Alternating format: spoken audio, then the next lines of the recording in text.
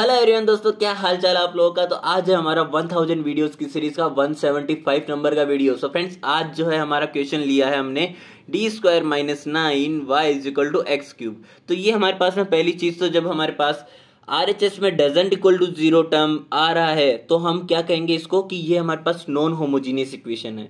देखो ये मैं किस बेसिस पे कह रहा हूं ये बताने के लिए आपको यहाँ पे मैं इसका जो जनरल फॉर्म होता है उससे कंपेयर करके बताऊंगा। फर्स्ट ऑफ ऑल तो यहाँ पे जो d है उसका मतलब होता है डिफरेंशियल ऑपरेटर, जो कि होता है d/dx। ठीक है, तो यहाँ पे मेरे पास में d² है, इट मीन्स ये 2 टाइम्स डिफरेंशिएशन है विद रेस्पेक्ट टू x, किसका, y का।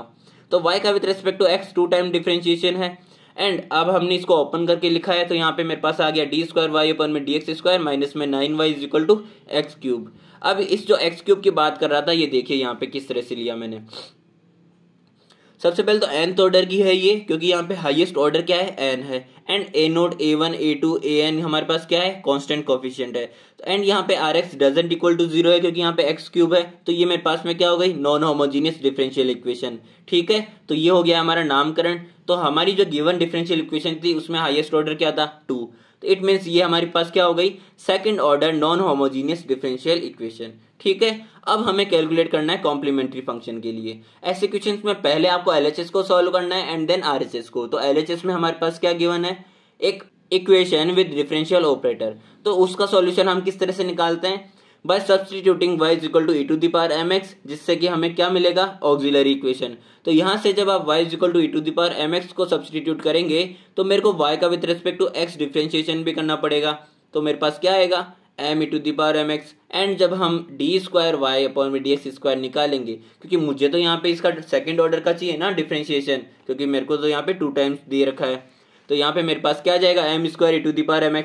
अब इन दोनों वैल्यूज को जब मैंने हमारी इक्वेशन में रखा तो मेरे पास आ जाएगा m² - 9 e⁻mx = 0। सो m मेरे पास यहाँ से जब हम m² - 9 को 0 के इक्वेट करेंगे तो मेरे पास आएगा m = +-3। ठीक है, आती है इतनी बात समझ में, जहां से मैं कह सकता हूं कि हमारा जो कॉम्प्लीमेंट्री फंक्शन है इसका सॉल्यूशन होगा y = c1 e⁻x का कोफिशिएंट 3 प्लस में e⁻−3। ठीक है, तो यहाँ से x का जो कोफिशिएंट होता है उसमें हमारे पास में जो हमने निकाला है रूट वो आ जाता है। तो एक बार आ गया मेरे पास 3, एक बार आ गया -3। सो अब हमें कैलकुलेट करना है इसके सेकेंड हाफ के लिए, जहां से हम कैलकुलेट करेंगे पर्टिकुलर इंटीग्रल की वैल्यू।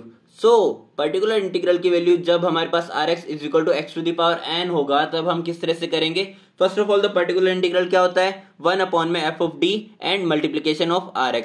सो यहाँ पे f(d) यानी कि function of differential operator. Function of differential operator क्या गिवन है, d² - 9 एंड rx की वैल्यू क्या हो जाएगी, x³।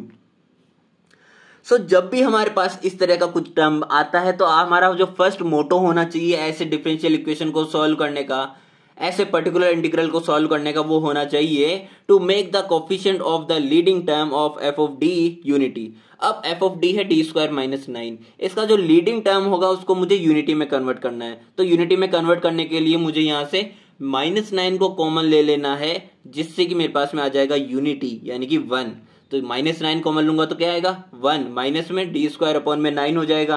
ठीक है, अब देखो यहां से मुझे क्या करना है, ये माइनस का 1/9 तो एज ए कांस्टेंट बाहर ले लिया। एंड जो मेरे पास में डिनोमिनेटर में टर्म बनाया हमने with the leading term unity, इसको हमें न्यूमरेटर में लेके जाना है। तो इसकी पावर यहाँ पे 1 है, ऊपर लेके जाऊंगा तो -1 हो जाएगी। अब हमें बाइनोमियल एक्सपेंशन जो है यहाँ से इस टाइप के क्वेश्चंस को सॉल्व करने के लिए रट ही लेना है इन दो का। तो मोस्ट ऑफ यहाँ से हमें क्या जानना है कि 1 - x⁻1 क्या होता है। अब देखो यहाँ पे माइनस होगा तो मेरे पास में सारी टर्म्स प्लस में आएगी। ये ट्रिक है याद करने की कि यहाँ पे 1 + x + x² प्लस में x³ आ जाएगा एंड इन्फिनिटी तक टर्म जाएगा। एंड एज इट इज अगर 1 + x का हम कर रहे हैं ओपन बाइनोमियल एक्सपेंशन, तो मेरे पास यहाँ प्लस है तो मेरे पास अल्टरनेट टर्म्स आएंगे माइनस के, जहां से मैं कहूंगा 1 - x + x² - x³ and up to infinity.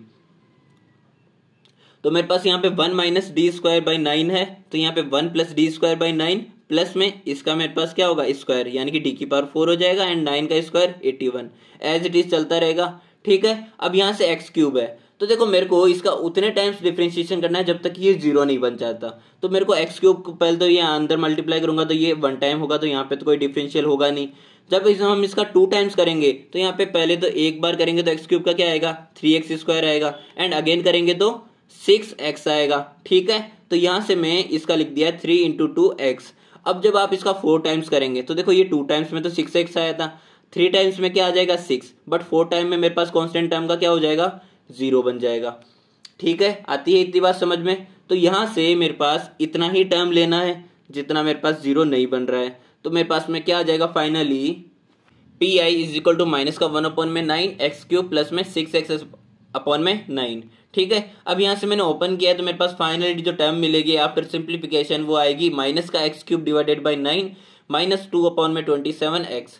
सो जब हमारे पास complementary function and particular integral दोनों की वैल्यूज मिल चुकी है तो हम जब complete solution of non homogeneous differential equation लिखेंगे तो हमें लिखना पड़ेगा CF प्लस में PI, जहां से जो लास्ट पेज पे हमने CF निकाला था वो और जो PI आया है उन दोनों को हमने ऐड कर दिया है। सो ये है हमारे आज की डिफरेंशियल इक्वेशन का solution. Thank you so much देखने के लिए, मिलते हैं हमारी नेक्स्ट वीडियो में।